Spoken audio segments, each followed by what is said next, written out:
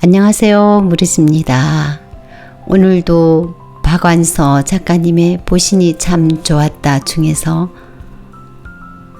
세 번째, 쟁이들만 사는 동네를 들려드리도록 하겠습니다. 그럼 책 속으로 들어가 보겠습니다. 쟁이들만 사는 동네. 우리들이 사는 동네보다 조금 더 하늘 가까운 곳에 미쟁이, 칠쟁이, 땜쟁이, 기와쟁이, 석수쟁이, 점쟁이, 온갖 쟁이들이 다 모여 사는 동네가 있었습니다. 쟁이는 다 살고 있었지만 욕심쟁이는 없었나 봅니다. 집들은 식구가 겨우 발이나 뻗고 잘까 말까 하며 작은 집 속엔 그날 먹을 양식하고 먹고 사는데 꼭 필요한 세간밖에 없었습니다. 집들은 다 똑같이 생겼고 문패도 없었지만 미쟁이네는 미쟁이네답고 땜쟁이네는 땜쟁이네답고 칠쟁이네는 칠쟁이네다웠습니다. 미쟁이네 문간엔 흑손이나 삽, 괭이가 뒹굴고 있게 마련이고 칠쟁이네 뒤란에선 사다리나 페인트통이 엿보이기 때문입니다. 그러나 아무리 보아도 무슨 쟁이인지 짐작할 수 없는 집이 딱 한 집 있었습니다. 그 집 마당엔 아무런 연장도 없이 다만 사시사철 꽃이 만발했습니다. 빨강, 분홍, 주황, 노랑, 파랑, 보라, 온갖 꽃이 한꺼번에 피기도 하고 번갈아 피기도 했습니다. 사람들은 그 집을 환쟁이네라고 불렀습니다. 모든 쟁이는 아침이면 그들의 연장을 갖고 돈을 벌러 나갔지만 환쟁이는 나가지 않습니다.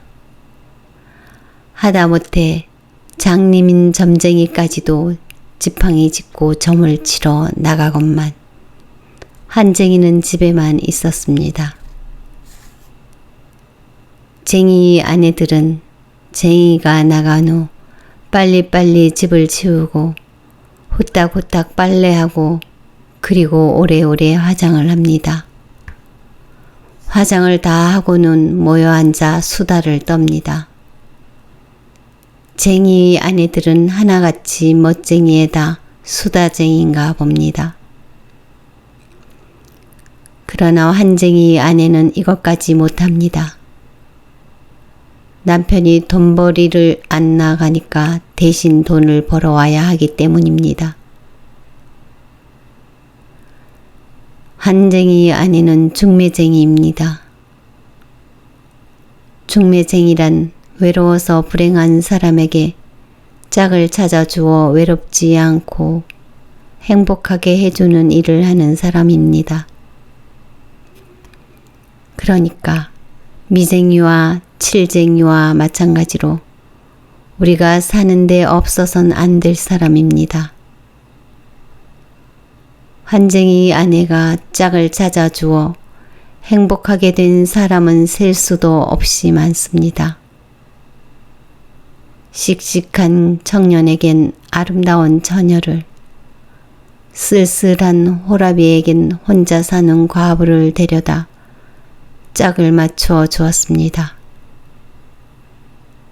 환쟁이 아내의 눈엔 외로운 사람은 모두 반쪽으로 보였기 때문에 어떡하든 나머지 반쪽을 찾아 온전하게 해놓아야 직성이 풀렸습니다.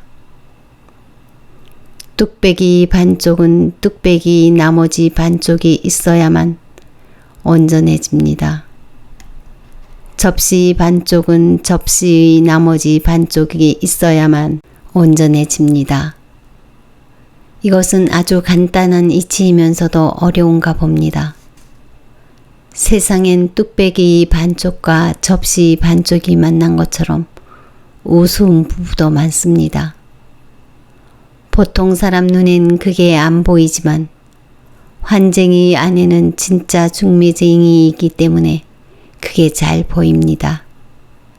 그래서 영락없이 진짜 반쪽을 찾아주기 때문에 그 여자가 중매한 쌍들은 모두 행복합니다. 그렇지만 돈을 많이 벌진 못합니다. 그 여자의 중매로 짝을 찾은 쌍들은 그 여자를 마음으로부터 고마워하지만 많은 살해를 하진 못합니다. 그들은 모두 한결같이 가난하기 때문입니다. 부자 중에도 짝이 없어 외로운 사람이야 많지만 중매쟁이는 우선 가난한 사람부터 짝을 찾아주고 부자는 천천히 찾아주기로 마음먹은 것입니다. 가난한 데다가 또 외롭기까지 하다는 건 너무 가엾은 일이라고 중매쟁이는 혼자서 판단한 겁니다. 그러니 가난한 사람을 모조리 짝지어 줄 때까지 중매쟁이는 가난할 수밖에 없겠죠. 가난하지만 밥을 굶지는 않으니까 큰 불만은 없습니다. 다만 남편인 환쟁이에게 비싼 물감을 충분히 사주지 못하는 게 늘 마음이 아픕니다. 그래서 중매쟁이는 틈나는 대로 정성껏 꽃을 가꾸는 겁니다. 빨간 꽃에선 빨간 물감이 나오고 파란 꽃에서는 파란 물감이 나옵니다. 색색 가지꽃을 다 키우니까 색색 물감이 다 나옵니다. 환쟁이는 온종일 그림을 그립니다. 빨간 물감으로 빨간 꽃을, 노란 물감으로 노란 꽃을 그립니다. 환쟁이가 허구한 날 그린 꽃들의 수요는 아마 밤하늘의 별보다도 더 많을 것입니다.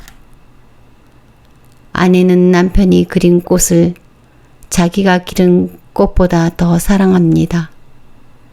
밤하늘의 별보다 더 높이 우러러 봅니다. 아내는 남편이 쉬지 않고 꽃을 그리게 하기 위해 쉬지 않고 꽃을 가꾸어야만 했습니다. 외로운 사람을 위해 짝을 찾아주랴, 남편을 위해 꽃을 가꾸랴, 아내는 너무도 바빴습니다. 겨울에도 빨간 꽃을 새빨갛게, 파란 꽃은 새파랗게, 노란 꽃은 샛노랗게 피우기 위해 자기는 냉방에서 오들오들 떨지언정 꽃밭엔 난로를 피우고 햇빛이 들어오는 유리 천장을 덮어두었습니다. 그래도 아내는 행복합니다. 남편은 아름다운 꽃을 그리는 한 행복하고 아내는 남편이 행복한 한 행복할 수밖에 없습니다. 아내는 진작부터 알고 있었습니다. 자기야말로 이 세상에 단 하나밖에 없는 남편의 반쪽임을. 그렇게 행복한 오랜 날들이 지났습니다. 아내에게 근심이 하나 생겼습니다. 허구한 날 손수건만 한 화판에 작은 꽃들만 그리느라 남편의 눈은 짓무르고 어깨는 굽고 허리는 휘었습니다. 남편이 건강이 염려되었습니다. 여보, 좀 쉬었다 하세요. 허리와 어깨를 펴고 숨도 크게 내쉬고 담 너머 하늘도 좀 보세요. 꽃만 아름다운 게 아니라 구름도 아름답답니다. 그러나 환쟁이는 들은 채도 안 했습니다. 그래도 아내는 끈질기게 남편을 꿰었습니다. 어느 날 드디어 환쟁이는 아내의 말대로 하기로 했습니다. 실상 환쟁이도 아내를 사랑하기론 아내가 환쟁이를 사랑하는 것에 지지 않았거든요. 환쟁이는 실로 오랜만에 꽃에 대한 집착을 잠시 거두고 허리를 펴고 심호흡을 하고 하늘을 보았습니다. 마침 저녁 나절이었습니다. 하늘은 핏빛으로 장엄하게 물들어 있었습니다. 꽃 말고도 그런 아름다움이 이 세상에 있다는 것은 환쟁이에겐 너무도 큰 놀라움이었습니다. 놀라움인 동시에 부끄러움이기도 했겠죠. 환쟁이는 온몸의 피가 거꾸로 흐르는 것 같은 흥분을 맛보았습니다. 그 장엄한 저녁, 노을이 사라진 후에도 환쟁이는 스스로의 흥분을 진정시킬 수가 없었습니다. 그때부터 환쟁이는 마음의 평화를 잃었습니다. 그 장엄한 저녁 노을과 싸움이 시작된 것입니다. 어떡하든 그것을 자기의 화폭에 잡아넣지 못하면 미칠 것 같았습니다. 환쟁이는 빨간 꽃이란 꽃은 모조리 뜯어내어 물감을 짜냈습니다. 그러나 뜨거운 선열이 흐르는 듯한 저녁 노을의 빛깔은 나오지 않았습니다. 안에는 해당화, 장미, 모란, 셀비어, 맨드라미, 백일홍, 온갖 빨간 꽃은 다 심었습니다. 그러나 환쟁이가 원하는 색은 좀처럼 짜낼 수가 없었습니다. 단밖의 하늘을 보고 나서 환쟁이는 하루하루 더 수척해지고 거칠어졌습니다. 다만 짓물렀던 눈만은 깨끗이 완쾌되어 별처럼 초롱초롱 빛났습니다. 이 세상에 있는 빨간 꽃이란 꽃은 다 모아들여 그 마지막 꽃에서 짜낸 꽃물에 붓을 담그는 환쟁이 눈엔 광기마저 번뜩였습니다. 드디어 환쟁이가 환성을 질렀습니다. 마침내 원하는 색을 얻은 것입니다. 당신 덕이요. 환쟁이는 우선 아내를 위로하고 감격의 눈물을 흘렸습니다. 그리고 곧 환쟁이는 그림에 몰두했습니다. 이제까지 그렸던 작은 화폭은 하늘을 담기엔 너무 협소했던지 이 집에서 제일 넓은 벽을 통째로 화폭으로 삼아버렸습니다. 물감도 무진장 있어야 했습니다. 아내는 열심히 빨간 꽃을 가꾸었습니다. 중매쟁이 노릇도 하러 나가지 않았습니다.